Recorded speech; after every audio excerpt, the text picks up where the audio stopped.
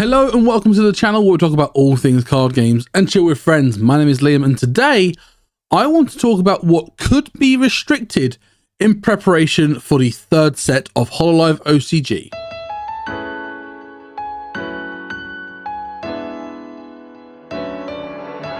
Now if you are new to the channel, please consider hitting that subscribe button. If you enjoyed this video, please let me know by hitting that like button.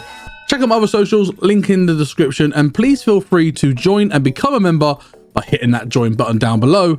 But let's jump straight in. So the official Hololive official card game X page made an announcement saying that they are currently looking at the meta for Hololive OCG and that they are looking to potentially make a decision as to whether to amend their restriction list starting in April. Now for those that don't know, Hololive OCG does have a restriction list in place where it currently has the first bloom idol Mume, the first bloom idol Iris, and also the collab debut Kanata.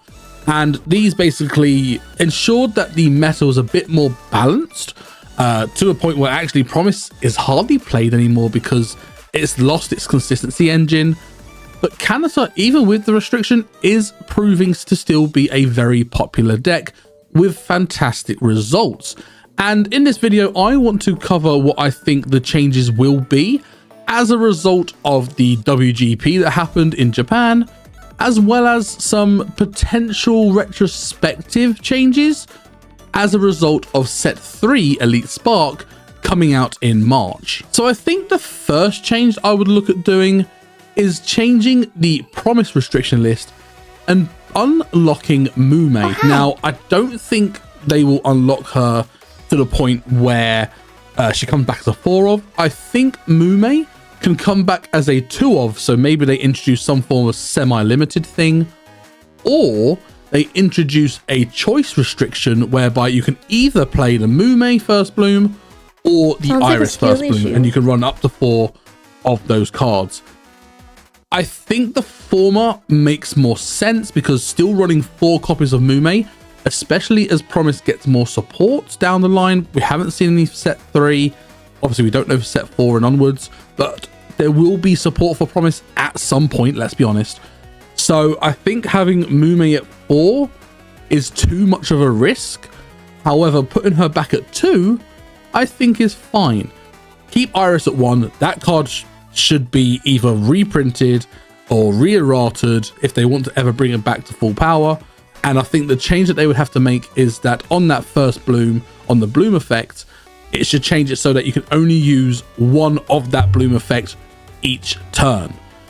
That would be a way to fix Iris, and I think that would be okay. The problem with Iris is that you can spam her multiple times in a turn to basically gain 120 or 180 extra damage in 1 turn because it gives 30 to your collab and your center zone. So that would be what I would change for Promise, at least. Moving on to Kanata. Now, Kanata is still very much a problem deck. It's done very, very well in WGP, which if you haven't seen my result videos covering the WGP 2025, make sure you do. My links will be somewhere in the description. But Kanata has still got an extremely high representation, even with the restriction of the collab debut. And I think the only way to fix this is either to make it so that you limit the second bloom Kanata to 1, or you potentially look at the first bloom Kanata idol, which is the mascot tutor searcher, if you will. So they may have to do something with that just to help reduce the consistency of Kanata.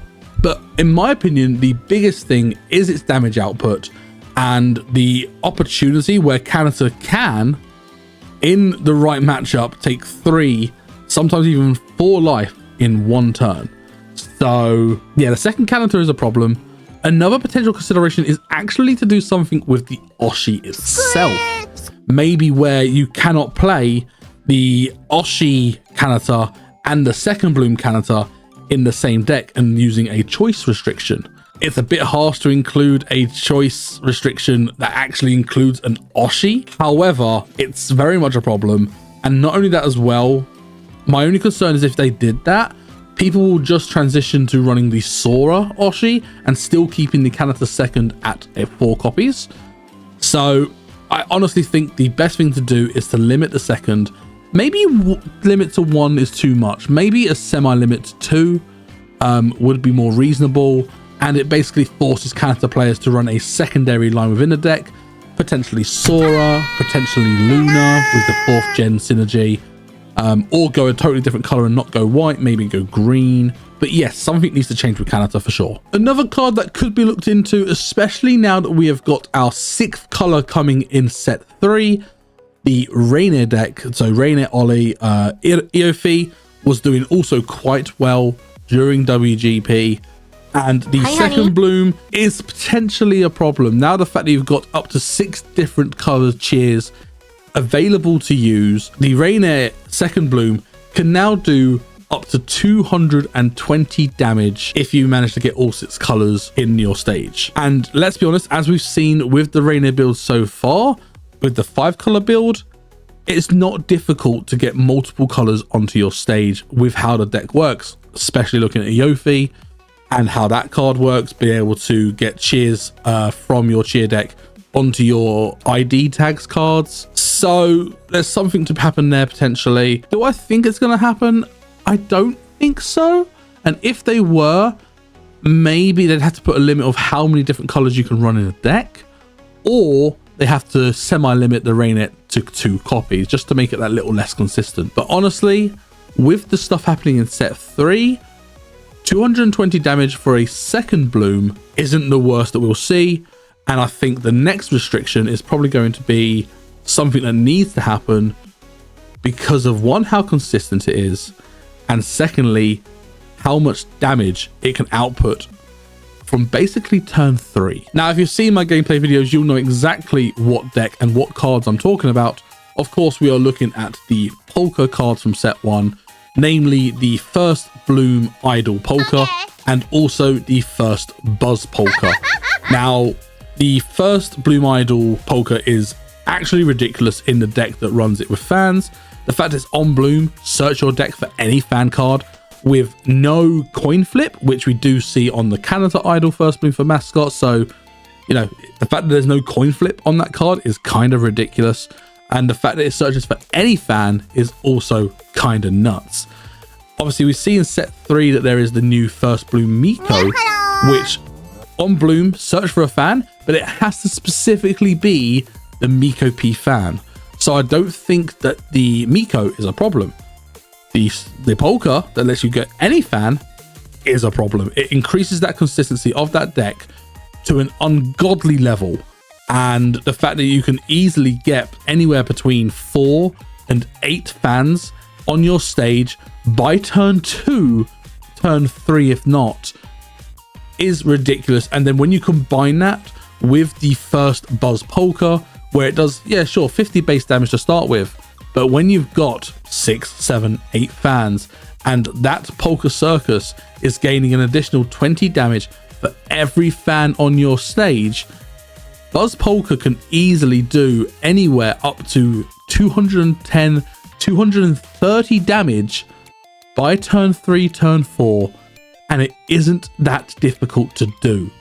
So I definitely think that, you know, given that the restriction list is going to be looked at after the release of Elite Spark, I do think that we might see a addition with the fan deck, specifically looking at the polkas. But for now, I think that's all the changes that we need to potentially consider, which, given that we're 3 sets in, you know, having 4 or 5 cards on the restriction list, especially when set 1, in my opinion, was massively overpowered for how the game is going right now. Well, at least some select cards in that set. I don't think is too bad. And the fact that Cover, or the team behind the Hololive OCG, are keeping a very close eye on the meta situation and cards that are proven to be extremely strong in the meta, the fact that they are keeping an eye on things is really, really positive for the healthiness of the competitive game for Hololive OCG. So good job, Cover. You're doing good. I'm impressed. But that is it for today's video. Thank you so much for watching. What do you think to my takes on what I think could be added to the restriction list? And is there anything that I've missed or something that you would do slightly differently? Let me know in the comments below. I want to hear your thoughts on this matter. Is there a card that I've missed that is really utterly broken? Or is there a card that I've actually raised a suggestion for that you think that actually don't change it and it's fine as it is? Again, let me know in the comments below. I really want to hear your thoughts on this. But that is it for today's video. Thank you so much for watching. Again, if you are new here, please consider hitting that subscribe button.